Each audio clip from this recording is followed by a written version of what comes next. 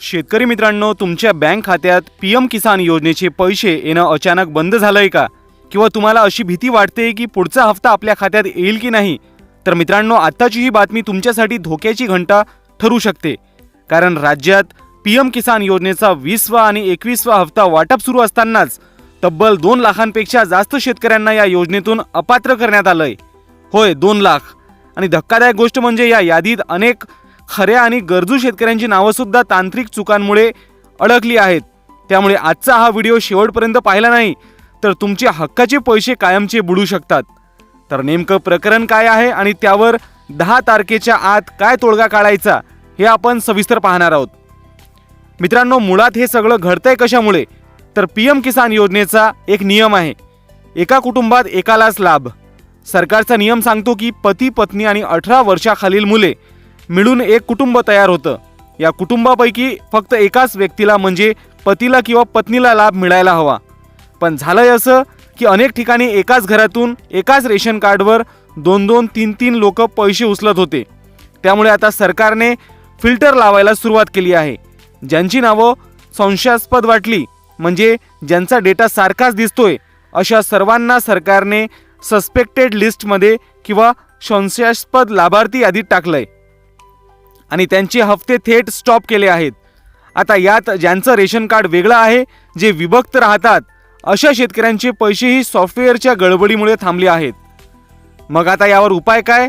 तुमचे पैसे परत कसे सुरू करायचे? तर मित्रांनो, यावर एकच आणि हमखास उपाय म्हणजे फिजिकल व्हेरिफिकेशन, अर्थात प्रत्यक्ष पडताळणी. तुम्हाला घाबरून जायचं कारण नाही.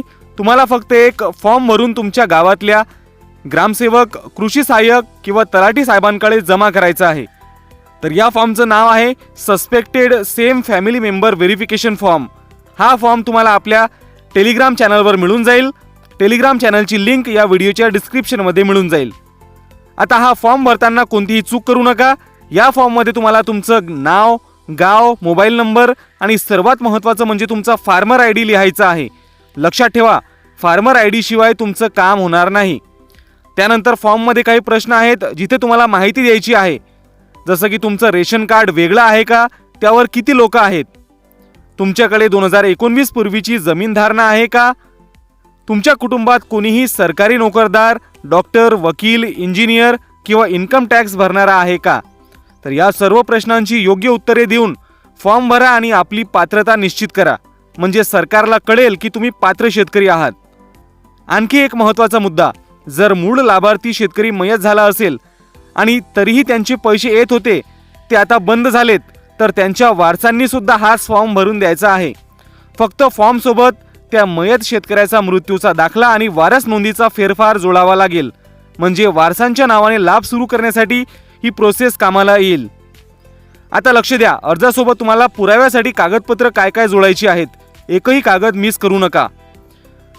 पती आणि पत्नी दोघांचे आधार कार्ड, रेशन कार्डची झेरॉक्स, जमिनीचा सध्याचा 7/12 उतारा, जमिनीचा जुना फेरफार म्हणजेच हा 2019च्या आधीचा असावा, जेणेकरून तुमची जमीन जुनी आहे हे सिद्ध होईल.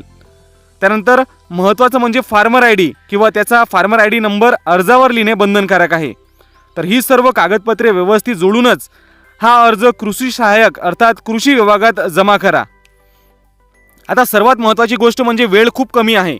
हे अर्ज स्वीकारण्याची शेवटची तारीख साधारणपणे 10 फेब्रुवारी ठेवण्यात आली आहे. त्यामुळे आजच किंवा उद्याच हे काम उरकून घ्या. आणि जर तुम्ही हे काम वेळेत पूर्ण केलं तर एक आनंदाची बातमी सुद्धा आहे.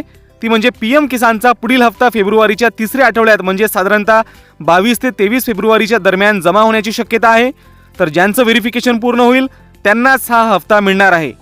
त्यामुळे शेतकरी मित्रांनो, गाफील राहू नका. तुमचे हप्ते सुरू असतील तरीही एकदा यादीत नाव चेक करा. यादी कृषी विभागात आलेली आहे आणि जर पैसे थांबले असतील तर लगेच हा फॉर्म भरा.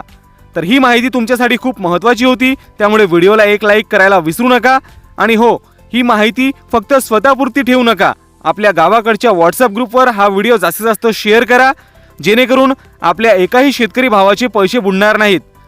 तर शेती आणि शासकीय योजनांच्या अशाच अचूक माहितीसाठी आपल्या अमन मोहनावाले चॅनलला आत्ताच सबस्क्राईब करून घ्या. तर भेटूया पुढच्या व्हिडिओमध्ये. तोपर्यंत आपली काळजी घ्या. धन्यवाद.